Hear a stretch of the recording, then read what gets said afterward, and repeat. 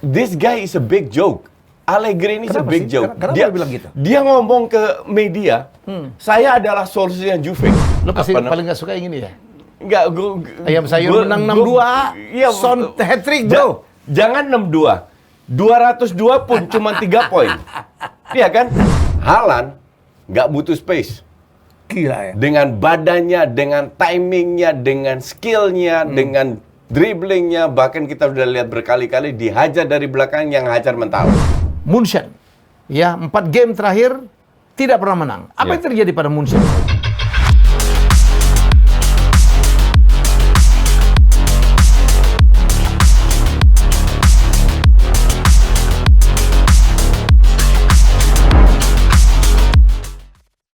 Jadi Anda boleh percaya apa enggak? Saya sama Coach itu makin sehati. Kita tiba-tiba pernah pakai Yankees barengan, nggak janjian tuh. Hari ini derby. Derby. Dia Yankees, gua New York Mets. Sorry bro, ini World Series juara ya. Lo mau ke New York lagi ya? Ya. Aduh. Jadi New York is my hometown. Iyalah. New York itu kan Belanda banget. New York itu dulu dikuasai oleh Belanda, namanya New Amsterdam. Makanya di New York itu klub NBA namanya Knickerbocker. Knickerbocker itu kan cara berpakaian orang Belanda zaman dulu ya. Ada daerah namanya Harlem.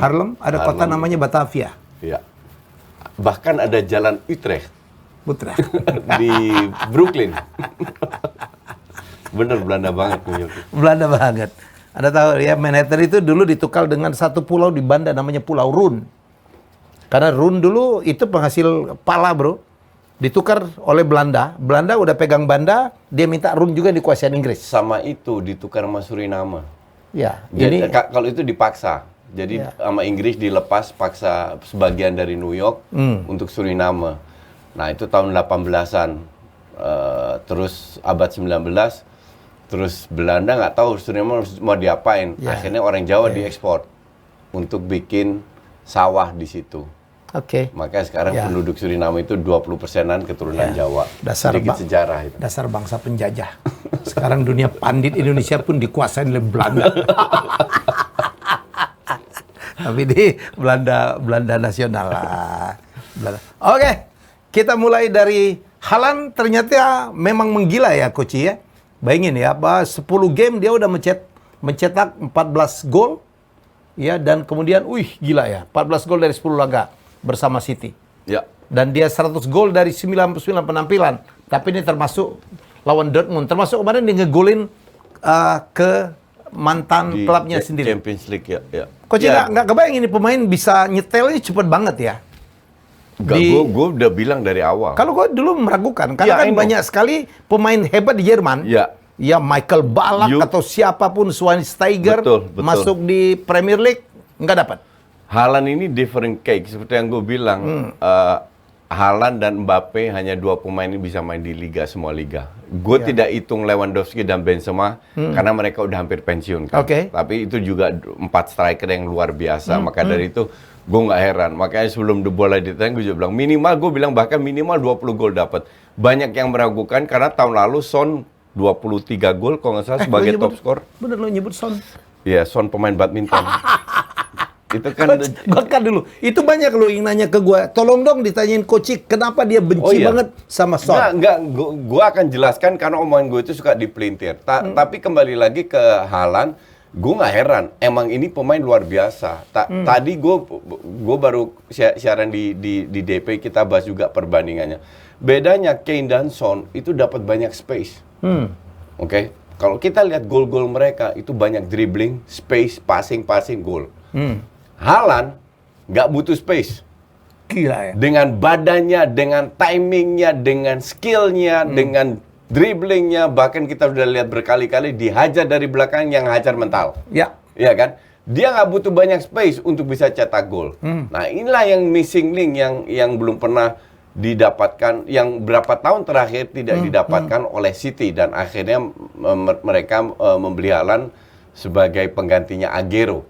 Kasarnya begitulah. Ya kan, dan gue nggak ngelihat Haaland ini walaupun 2 tahun ke depan dia punya klausul ini itu bisa dibeli, I don't think he will leave City. Karena di City dia juga tahu bahwa dia dikumpulin oleh Pep dengan pemain yang luar biasa. Ya. Jadi yang bisa kasih assist dia itu semua pemain. Ya. Dan kita juga tahu 4 kali juara di Liga Inggris, kompetisi long term dalam 5 tahun terakhir, itu artinya banyak pemain City yang bisa cetak gol. Oke. Tapi Haaland ini memang different breed. Dia benar-benar tidak butuh peluang banyak untuk bisa cetak gol, dan golnya itu banyak yang gol ala Inzaghi cuma tap in, tapi banyak juga yang spektakuler. Kemarin dia dribbling masuk ke tengah, dia shoot, dan itu nggak semua orang bisa lakukan itu. Coach, biasanya tim ya yang penuh dengan bintang seperti City, datang anak muda gitu ya, kan biasanya tuh kan butuh waktu juga untuk diterima. Ada ini anak kemarin sore, ada yang terganggu posisinya, dan itu tidak terjadi di City ya, Coach? Iya, karena posisinya memang kosong. Maka dari itu City beli 2 striker, Julian Alvarez sama Haaland. Satu, itu tidak ada kompetitor. Nah, kedua, kalau kita lihat bahwa orang sudah tahu reputasi dia seperti apa di Dortmund. Nah, ketiga, kalau kita bicara adaptasi, itu nggak ada parameternya. Ada pemain yang butuh setengah hari untuk adaptasi, ada yang butuh sebulan, ada yang butuh setahun. Termasuk Jadon Sancho ya, yang juga bagus Sancho di yang bagus Bundes di gitu Bundes, kan butuh setahun, saya pikir baru sekarang agak nyetel ya. Sekarang juga agak. Iya, tapi lumayan lah. Much better. Not bad, lebih bagus dari tahun lalu, iya. Tapi gue bilang Sancho ini terlalu over value. Tapi itu udah berkali-kali gue bilang. Nah, untuk Haaland justru 17 juta nggak mahal. Tapi memang di semua klub dia tiap 2 tahun, di tahun ketiga dia punya buyout klausul. Atau at least ada harganya. Dan ini bisa dibeli oleh klub lain, bisa juga dia City meningkatkan gajinya atau kalau nggak salah 3 tahun gajinya udah 3 besar ya kalau nggak salah. 375 ya. Gede lah. Hanya di bawah De Bruyne kali. Cuman kalau dia perform, seandainya dia bisa mendapatkan Champions League dengan City tahun ini kan sebuah history yang dia bikin. City nggak pernah dapat Champions League, dalam masuk langsung dapat City. Jadi feeling gue sih dia akan lama di City. Dan dia comfortable banget ya. Ya, dan nggak ada masalah dengan temen ya. Kalau Mbappe kan di PSG kan menurut saya bermasalah. Ini Mbappe kalau dibiarin, ini jadi Balotelli ini orang. Betul, ini kan masalah ego satu. Iya. Kedua, kalau kita lihat orang Skandinavia itu terkenal gampang sekali adaptasi, sama kayak orang Belanda. Termasuk Solskjaer ya. Termasuk Solskjaer. Kita juga lihat orang Eropa mana yang bahasa Inggrisnya bagus. Itu Belanda, Belgia plus Skandinavia. Karena mereka adalah negara kecil. Skandinavia itu nggak dianggap. Orang nggak liburan ke sana karena terlalu dingin. Ya. Ya kan, orang lebih pilih ke Italia, ke Spanyol karena lebih panas. Maka ini negara sebenarnya negara Eropa, cuman perannya tidak terlalu besar. Maka sama kayak Belanda kan negara kecil, nggak dianggap juga. Tapi karena itu penduduknya kayak gue dari kecil udah diajarin bahasa Spanyol, bahasa Jerman, bahasa Prancis. Nah, mereka juga, sehingga hampir semua orang Skandinavia, Belanda itu bisa bahasa Inggris. Jadi mereka adaptasi itu gampang. Dan fluent banget. Iya, karena mereka sudah biasa dari kecil diajarkan untuk beradaptasi dengan budaya lain. Maka dari itu banyak sekali pemain Skandinavia yang adaptasinya gampang. Cepet banget. Bukan mereka berarti jadi bagus, enggak. Itu kan tergantung bakat ya.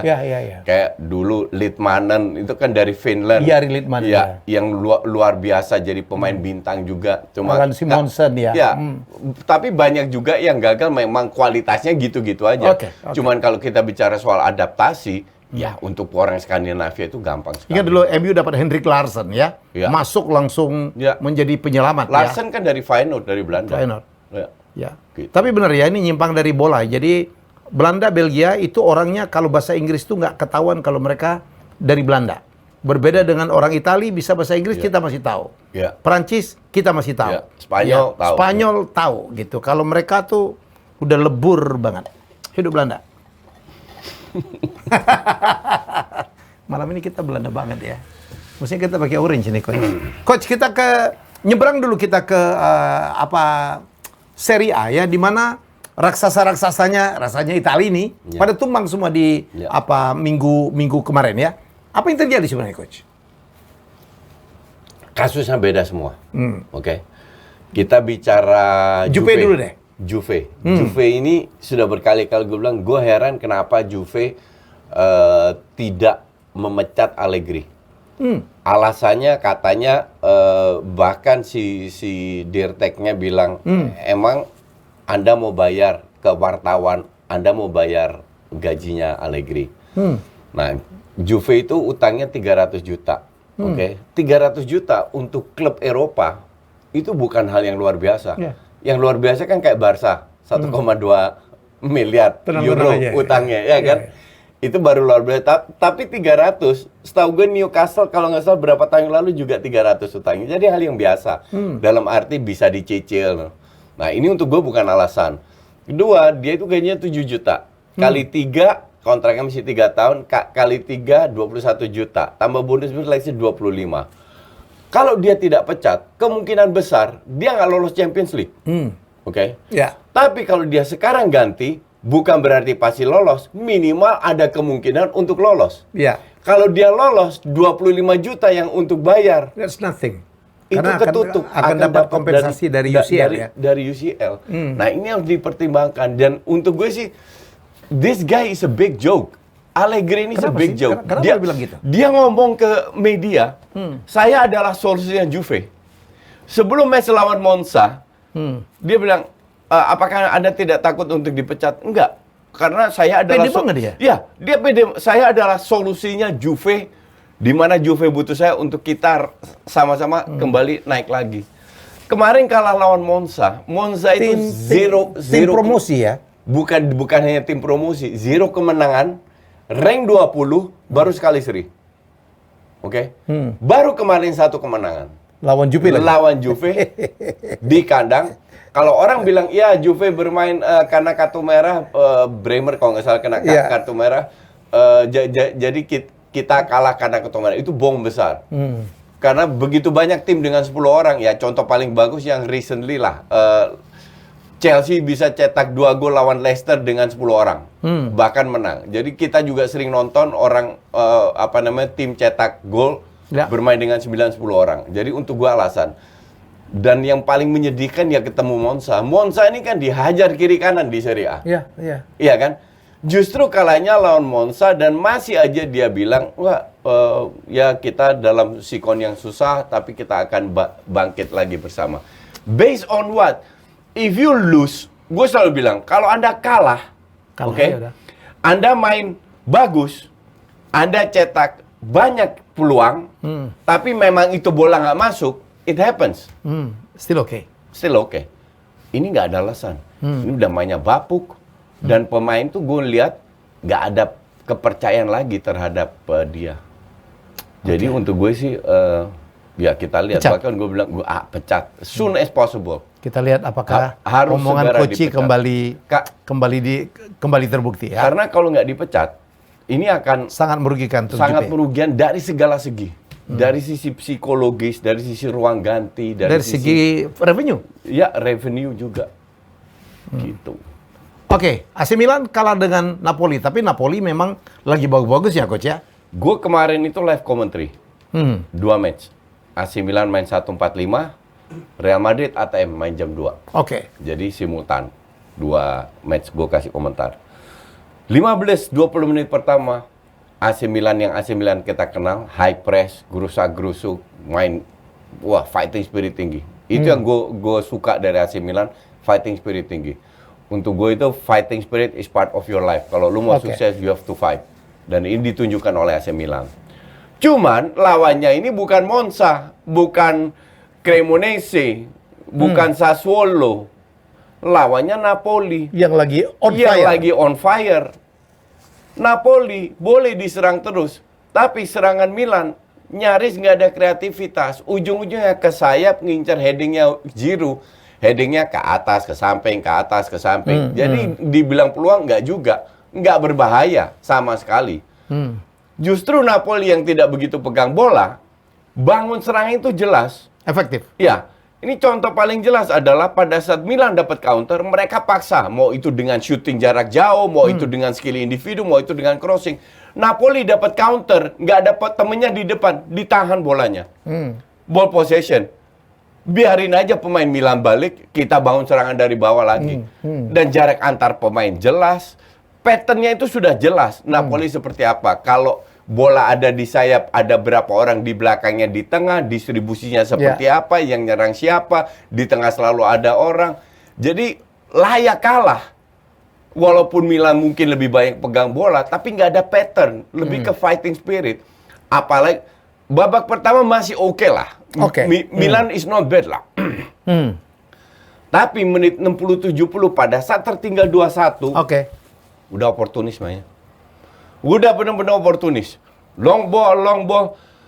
Napoli ini dapat beberapa counter, nggak bisa dimanfaatkan karena memang kualitasnya. Kualitas pemainnya, Osimhen nggak main, Koulibaly nggak ada, Dries Mertens nggak ada. Emang kualitasnya pas-pasan. Tapi is a team. Nggak ada pemain bintang, nggak ada pemain yang penampilan luar biasa, nggak ada Insigne, nothing. Tapi is a team. Di sini kita lihat ini baru tim. Ya.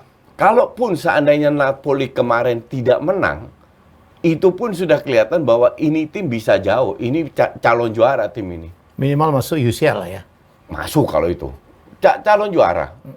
Karena juara ini kan kita lihat kompetitornya. Ya kan? Kalau kompetitornya semua terseok-seok, Milan nggak stabil, Inter nggak stabil, Juve apalagi. Inter juga kalah kemarin kan? Inter juga kalah, Roma juga kalah. Atalanta doang. Tapi Atalanta yang gue sebelumnya udah sebut, Gasperini, Allegri, sama Sarri ini 3 pelatih Italia yang bagus menurut gue. Yang ada di Serie A. Itu udah berkali-kali gue sebut. Sekarang Atalanta pun kehilangan banyak pemain. Berada di rank 2, poinnya sama. Apakah akan turun? Bisa-bisa banget turun. Karena kalau lu mau menjalankan sebuah sistem dengan benar, butuh juga kualitas pemain dengan benar. Iya kan? Nah, kalau kualitasnya nggak ada, ya susah juga. Gitu. Coach. Madrid kemarin derby ya? Derby. Real lawan Atletico. Ya. Dan akhirnya dimenangkan oleh Real. Tapi skornya tipis ya. Tapi sangat layak. Terutama di babak pertama, Real ATM itu nguber pantat. Sesimpel itu. Ancelotti itu gaya mainnya nggak berubah. Lawan siapapun. Tapi Simeone ini somehow either dia nggak paham, atau dia kepala batu kayak Tuchel, nggak mau merubah sistemnya. Jadi sistem Madrid ini kan narik lawan ke bawah. Dengan jarak antar pemain belakang dan pemain tengah itu pendek. Artinya pemain belakang yang pegang bola itu bisa passing ke 5-6 orang. Nah, jarak antar pemain tengah sama pemain depan itu jauh. Kenapa? Karena mereka ingin memanfaatkan jarak 40-50 meter di belakang defender terakhir. Nah, if you face that kind of opponent, yang lu lakukan adalah jangan sampai mereka bisa keluar dari tekanan. Kalau lawannya udah jelas bermain dengan 5-6, dari samping Simone bisa bilang, sebenarnya kalau dia analisa match-match Madrid sebelumnya, itu udah tahu.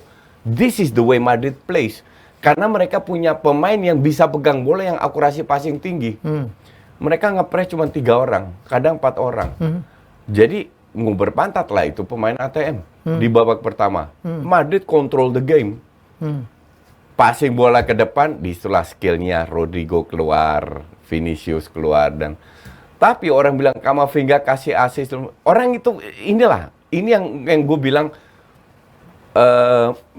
media itu membodohkan penggemar bola. Karena oleh media yang disorot hanya yang cetak gol sama yang kasih assist. Padahal mereka tidak melihat perannya Kroos sama Modric. Di mana pada saat Camavinga yang menjadi DM ke depan, Tchouaméni ke depan, posisinya diambil alih oleh Kroos. Sehingga counter attack dari ATM selalu ke cover. Jadi pemain kayak Carvajal, Kroos, Modric kemarin ya, itu perannya besar sekali. Cuman nggak kelihatan karena mereka tidak cetak gol, karena mereka tidak bikin assist. Itu yang gue sebut, jangan percaya dengan data. Lu harus nonton. Siapa yang punya peran, yang tidak pegang bola, yang nutup lubang-lubang yang ditinggalkan oleh pemain-pemain yang pegang bola. Yang mainnya banyak dengan skill, dengan dribbling, dengan otot.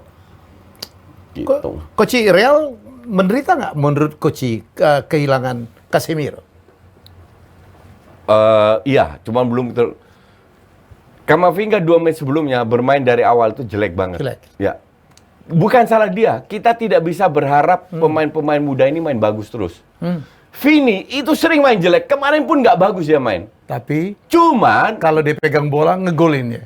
kalau dia nggak ngegolin, dia assist. Iya. Setuju. Dia itu kan punya skill yang luar biasa. Iya. Sama kayak Leao-nya Milan. Itu kalau pegang bola berantem sama bola. Tapi kalau dia dapat masuk ke dalam, dia punya shootingan keras atau dia bisa sprintnya kencang. Iya. Di situ biasanya karena di Serie A space-nya kan banyak sekali. Di situ dia dapat space banyak. Nah, Vini ini emang berkali-kali gue juga bilang skill-nya ini luar biasa. Visinya mentok. Maka dari itu sama gue rasa Ancelotti juga tahu.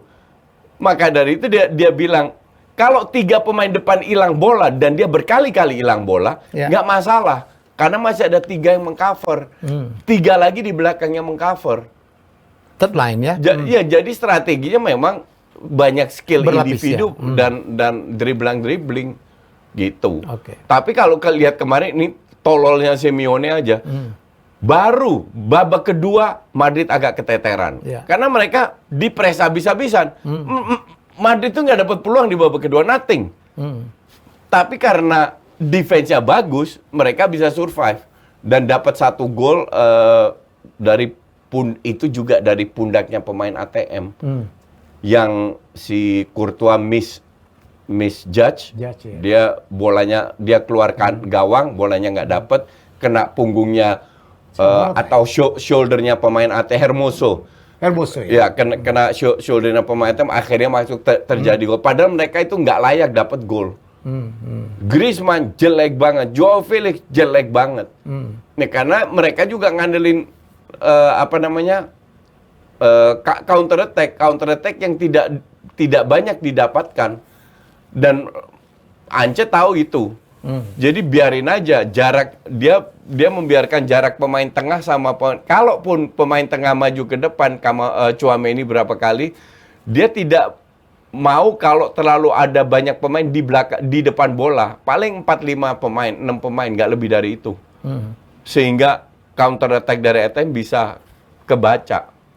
Padahal dalam pertandingan sebelumnya ATM itu kan cukup merepotkan Real kan, Coach? Tahun lalu ya, tahun ini emang lagi jelek ATM. Seperti yang gue bilang, La Liga musim ini itu hanya 2, Madrid atau Barca. Karena kompetitor lainnya dulu ATM kan cukup melawan cukup merepotkan ya. 2 tahun 2001 masih juara kok, iya kan. Tapi bukan hanya ATM, Betis, Sevilla, Villarreal itu gue lihat nggak maju. Sehingga mundur malah menurut gue sih. Madrid memang sudah 2 level di atas mereka dan nggak berubah. Barca beli 8 pemain yang luar biasa, naik selevel Madrid. Ya kan? Jadi La Liga musim ini milik mereka berdua aja. Yang lain forget it. Peran anak bawang lah yang lainnya. Iya. Cuman kita lihat yang kepleset siapa. Lewi 2 gol. Ya, mengantar Barca mengalahkan Elche. Ini gila. Ini juga langsung nyetel juga Lewi ya. Gue nonton itu, gue nggak bikin live commentary.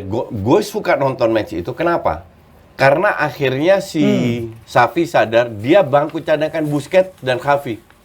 Jadi yang main Pedri, Kessie, Busquets, De Jong. Ini pemain tengah idaman gue lah di Barca. Cuman 3 pemain ini tidak teruji karena lawannya di menit 15 sudah dapat kartu merah. Jadi nggak bisa teruji bahwa lini tengah ini lebih bagus daripada Busquets, Pedri, sama Xavi.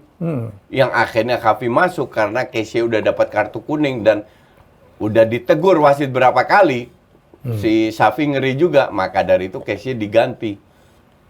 Tapi ya murni karena lawannya itu dapat kartu merah di menit berapa, 16 kalau nggak salah 20.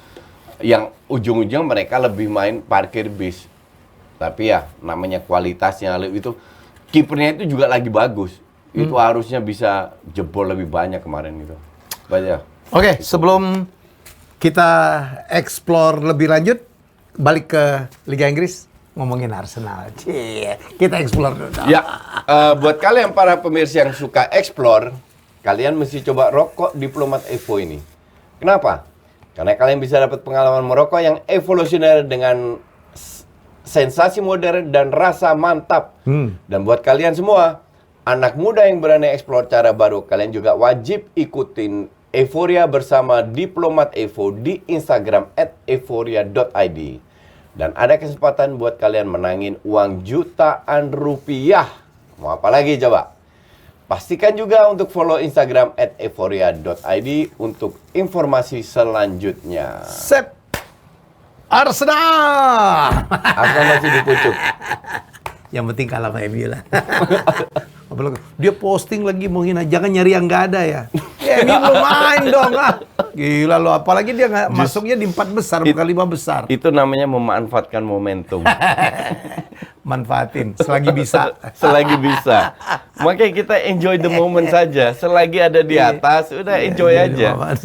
Nggak usah banyak berharap Arsenal juara lah, apa tuh bom besar itu.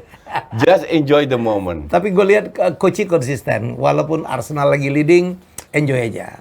Karena dia bilang belum teruji melawan tim-tim besar. Iya, dan terbukti begitu melawan MU, ya langsung kalah. Bahwa Arsenal lebih bagus, ya. Ya, kita akui. Definitely. Gila sekarang. Ya. Terutama serangan main gila. Ya. Cuman ya. ada kesalahan-kesalahan tahun lalu yang belum direparasi sama Arteta. Di mana tuh Coach? Di counter attack. Counter attack. Ya. Kemarin kan MU kan counter attack semua ya? 2 gol counter attack. Rashford. Kalau nggak ada 2 counter attack itu, Arsenal mainnya lebih bagus daripada MU. Tapi sepak bola adalah momentum. Ya. Nah ini belum dikuasai oleh Arteta. Nah ini gue mau lihat. Orang bisa bilang, oh ya mentalnya udah kuat. Enggak, belum teruji. Nanti Oktober ketemu Spurs, habis itu ketemu Liverpool. Kita lihat. Ya. Kalau lu masih berada di rank 1, tanda-tanda. gue lebih pede. Ya, minimal masuk UCL lah ya. Kalau lu turun ke rank 2, rank 3, nggak masalah juga. Ya. Artinya ini tim memang belum siap untuk bisa bersaing dengan, kuncinya kan sekarang bersaing dengan Liverpool City. Ya. Bukan artinya lu jadi juara. Sama yang gue bilang juga MU dengan Ten Hag. Ya. Tujuan MU sekarang harus bisa bersaing UCL. dengan City sama Liverpool untuk memperebut UCL. Ya kan? Bisa nggak Ten Hag? Gue bilang bisa. Gue bilang bisa, tapi memang butuh waktu. Gue bilang 3-6 bulan. Nah, Arteta bisa nggak? Bisa. Asal dia menambal, memperbaiki kesalahan-kesalahan yang dilakukan oleh tahun lalu. Ya. Dan pada saat yang sebuah plus point juga, Odegaard nggak main. Penggantinya Smith Rowe cedera juga. Jadi nomor 10 yang ketiga ditaruh Vieira, main cukup bagus juga. Nah, kalau dia sekali main bagus, semoga next match-nya juga bagus. Oke, bukan kebetulan ya. Ini juga masalah Arteta Arsenal tahun lalu. Pada saat beberapa pemain inti cedera, jeblok karena bench-nya jelek. Sekarang bench-nya jauh lebih bagus. Ya. Jadi itu sudah ditambal masalah itu. Sekarang tinggal masalah bahwa transisi. Transisi itu masalah dengan positioning. Bagaimana seperti yang dilakukan oleh Madrid, tapi Madrid kan lebih reaction football. Dan mereka bisa bermain itu karena punya skill yang luar biasa. Rodrigo, Benzema, Vini, Valverde yang bekerja keras. Nah, pemain kayak gini kan nggak dimiliki oleh Arsenal. Jadi gaya itu udah singkirkan. Gayanya lebih rapat lagi. Mendukung pemain depan dengan pemain tengah. That's fine. Artinya pada saat membangun serangan ada 6-7 pemain di depan bola. Kalau salah passing kena counter, oke juga, nggak ada masalah. Siapa yang lu tinggalkan di belakang? Nah, ini masalah positioning, transisi positioning yang menurut gue belum terbukti. Lawan tim kecil mungkin iya, karena tim kecil punya end passingnya jelek. Jadi sehingga defense Arsenal kelihatannya kokoh. Enggak, defense Arsenal belum kokoh. Bahwa lu nggak jebol karena lawan lu end passingnya jelek. Ketemu tim kayak MU, kayak City, kayak Liverpool, kayak Chelsea, kayak Spurs yang punya end passing bagus ke pemain depan, di situ belum terbukti. Di situ ujiannya. Ya. Ini skor dari match yang beredar. Lo pasti paling nggak suka yang ini ya? Enggak, Ayam sayur menang 6-2. Iya, Son hat-trick, bro. Jangan 6-2. 202 pun cuma 3 poin. Iya kan? Son cetak hat-trick di match dia itu ke 8-9. Dalam 15 menit atau 19 menit? True, betul. Dan golnya keren, gua akui. Cuman sekarang lu main 8 match, cetak hat-trick 3 poin doang.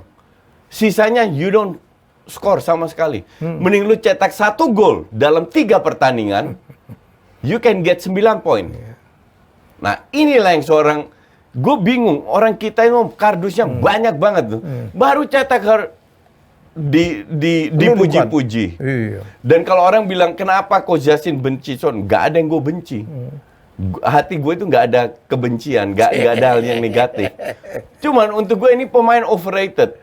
Hanya karena dia orang Asia. Dan untuk gue sepak bola, gue tidak pernah lihat ras, warna kulit, agama apa. Untuk gue nggak ada itu dalam sepak bola. Tapi orang Indonesia suka Son karena dia orang Asia kan. Ya fair aja, bener nggak? Untuk gue Son biasa aja, biasa banget malah. Sekarang pertanyaan gue, kenapa dia di bangku cadangan? Tahun lalu top skor loh, bro. Betul, ya betul. How come gitu? Ya, Tahun lalu top skor 21 gol, oke lah. Sama masalah Nggak, lah tahun lalu. Iya betul, cuman ranknya di mana? Top skor itu kan untuk prestasi pribadi. Sekarang kalau lu top skor, lu bisa jadi juara. Lu prestasi untuk tim. Mereka itu karena Arsenal terseok di 2 match terakhir, mereka di hari-hari terakhir bisa masuk Champions League. Apa itu sebuah prestasi? Biasa aja. Dan kalau kita lihat kembali bandingkan sama Haaland, itu jauh banget. Dan Son untuk gue, pertama kali ini Son dapat saingan yang selevel. Maka dari itu gue bilang ini masalah mental. Son itu lagi tertekan. Makanya dia nggak cetak gol. Tahun-tahun sebelumnya, Bergwijn sama Moura bergantian. Tahun lalu, Kulusevski datang, Bergwijn digeser, Moura digeser, akhirnya Bergwijn dijual, Moura yang cadangan. Kulusevski. Baru tahun ini, didatangkan siapa? Richarlison. Ini yang bisa gantiin Son, karena Kane untouchable. Berapa match beruntun nggak cetak gol, baru diganti. Richarlison sebenarnya levelnya kayak Son juga, mediocre. Akhirnya Richarlison dia masuk karena dia ada dendam, dapat kesempatan cetak hat-trick. Lu tunjukkan next match. Kalau lu nggak cetak gol lagi, buat apa artinya hat-trick? Nothing. What makes the difference menang 6-2, 102, atau 3-2? 3 points. Karena kita bicara kompetisi, di mana goal difference nggak begitu dihitung. Dihitung juga untuk nentuin juara dong ya? At the end ya. Iya. Spurs 6-2 lah, Coach. Ya, lawan Tapi Leicester lagi hancur banget. Leicester lagi hancur-hancuran. Kenapa ya, Coach ya? Karena di sini kelihatan kualitas pelatih. Pada saat pelatih kan cukup bagus dong. Brendan Rodgers ya? Ya, bagus parameternya apa? Pada saat Vardy lagi bagus, pada saat kipernya Schmeichel lagi bagus, pada saat Fofana hilang, Schmeichel hilang, Vardy udah ngedrop, Iheanacho nggak perform sama sekali, Tielemans juga so-so, Maddison apalagi, Barnes nggak konsisten, mau ngandelin siapa lagi? Jadi di sini baru kualitas pelatih teruji pada saat pemain inti lu nggak ada. Spalletti bisa menunjukkan itu. Dia kehilangan Dries Mertens, top score. Dia kehilangan Insigne. Dia kehilangan Fabian Ruiz. Dia kehilangan Koulibaly. Main bagus. Still okay. Bukan menang aja, tapi main bagus.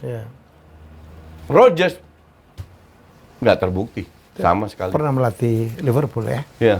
Dan dipecat juga. Dan ini nasibnya nggak lama juga nih. Dua yang dibilang nggak lama. Allegri sama Brendan Rodgers. Saya pikir Brendan Rodgers lebih besar kemungkinan untuk dipecat ya. Karena dia juru kunci sekarang. City, Coach, tidak tertahankan. Ya, menang lawan Wolves 3-0 dan Haaland cetak gol lagi. Ya. Dan golnya Haaland ya itu. Kali ini beda posisi lagi. Kali ini dia pola, dia masuk ke dalam, dribbling, dia shoot ke pojok, gol. Jadi dia bisa cetak gol dari segala arah ya. Segala era, segala posisi. dapat ruang, nggak dapat ruang, bola atas, bola bawah, semua dia bisa cetak gol. Ini Drogba banget coach ya. Drogba di masa jasanya. Ya. Malah mungkin lebih hebat dari Drogba. Mungkin lebih hebat dari Drogba, betul. Karena dia memulai dengan usia yang lebih muda ya. Betul. Betul. Saya pernah nonton Drogba langsung lawan Manchester City, gila. Emang Drogba di itu tackling, enggak, yang tackling jatuh. ya. Ya ini dia juga seperti itu. Jadi Drogba tapi berkulit putih ya. Coach terakhir, Ya. Munchen. Ya, 4 game terakhir tidak pernah menang. Apa Ya. yang terjadi pada Munchen, coach? Dengan pemain ada tambahan Sadio Mane gitu loh. Ya, Apakah lewat kepergian Lewy demikian membuat mereka terpengaruh? Nggak ada yang terjadi. Ini yang terjadi hanya sebuah proses di mana mereka beradaptasi setelah sekian tahun bermain dengan real striker. Oke. Sekarang mereka berubah bermain tanpa real striker dan itu memang butuh adaptasi. Kalau kita lihat lawan Barca, itu Mane berada di area kiri. Mereka terlalu ngandelin Müller. Dan sementara atau skill individunya Sané Kita lihat coach. atau Gnabry. Di Bundes mereka habis, tapi di UCL keren loh. Kebantai Barcelona ya, ngalahin Inter ya. Cuman Inter dan Barcelona nggak parkir bis. Di Bundes timnya lawannya parkir bis semua. That is the difference. Apakah sudah ditemukan apa anti teorinya untuk melawan Bayern kalau demikian? Enggak. Pada saat mereka sudah tune in dengan bermain dengan false nine, gua rasa mereka akan ke atas lagi. Karena mereka punya kualitas. Saya dengar Mane udah mulai nggak bahagia. Enggak, it's not true. That is not true. Ini rumors media lagi. Ya media biasa. Kalau nggak ada yang ditulis, they create rumors, they create gossip. Enggak, it's not true. Dan benchnya juga cukup bagus. Mereka punya beberapa pemain muda yang bisa diberi kesempatan. Ini masalah proses aja. Proses regenerasi lah. Gitu aja. Oke. Sudah cukup kita. Jadi kita habis itu. Terima kasih Coach. Ya, jadi minggu depan kita udah mulai internasional ya. Ya, Friendly, 2 minggu Nation League. Nation League. Ya. Jadi game ya liga akan kembali bermain mungkin di awal Oktober ya. Ada big match MU lawan City, kemudian ada juga Arsenal melawan Spurs ya. Itu adalah derby London. Ya, tapi itu bukan London. Big match itu. Spurs bukan klub besar. Come on, Coach. Kalau Manchester lu tuh gak suka makan ayam ya? Big match juga. Gue suka makan ayam. Justru ayam itu untuk dimakan, bukan untuk logo klub bola. Bye-bye. Sorry. Oke. Kita ketemu lagi minggu depan. Bye.